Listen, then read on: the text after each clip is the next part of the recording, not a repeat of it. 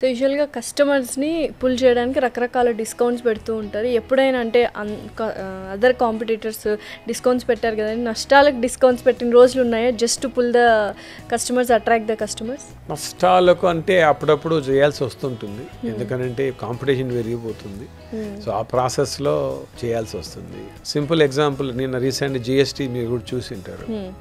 GST అంతకుముందు 12% ఉన్న ప్రోడక్ట్ని 18% చేశారు. ఓవర్ ద టైం మేము ఏం చేంజ్ చేయలేము.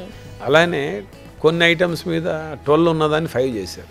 మేము 12 ఉన్నదాన్ని 5 ఆ కస్టమర్కి బెనిఫిట్ ఇచ్చాం. ఓకే. కానీ 12 నుంచి 18 చేసిన దాని మీద మేము పెంచితే ఏమవుతుంది, కస్టమర్ మన చూసిపోయాం అప్పుడు రేటు పెరిగిందంట.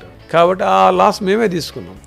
అంతే తప్ప మేము కస్టమర్కి ఇవ్వలేదండి. బిజినెస్ ఎలా ఉంటుందంటే ఒకరోజు లాస్ రావచ్చు, ఒకరోజు ప్రాఫిట్ రావచ్చు. లాస్లో ప్రాఫిట్ పక్కన పెడితే కస్టమర్ హ్యాపీగా ఉండాలి.